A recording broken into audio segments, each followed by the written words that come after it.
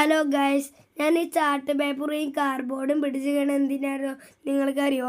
Final മനസ്സിലാവും. ഞാനും എൻ്റെ മേമയും കൂടെ ഈ കാർഡ്ബോർഡ് വെട്ടണേ. എനിക്ക് കാക്കിരി പൂക്കിരി പറഞ്ഞൊരു ചാപ്റ്റർ ഉണ്ട്.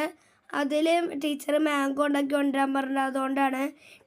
മേമ ചാർട്ടിൻ്റെ അതൊക്കെ കാർഡ്ബോർഡിൻ്റെ വലിപ്പമൊക്കെ നോക്കുകയാണ് ചാർട്ട് കൊണ്ട്. എന്നിട്ട് ഞങ്ങൾ ഇല സെറ്റ് ചെയ്തു. ഇല സെറ്റ് ചെയ്യാൻ ഒരു സ്റ്റേപ്ലെയറിൻ്റെ ആവശ്യം കൂടി ഉണ്ടായിരുന്നു. ഞാനിത് കട്ട് ചെയ്യുകയാണ് ഗൈസ്.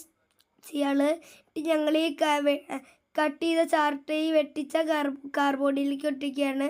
ഫൈനൽ റിസൾട്ട് ഇതാണ്. നിങ്ങൾക്ക് ഇഷ്ടപ്പെട്ടോ? ഞാനും എൻ്റെ അമ്മുക്കുട്ടി കുറേ നേരം ഇതുകൊണ്ട് കളിച്ചു കേട്ടോ ഗൈസ്.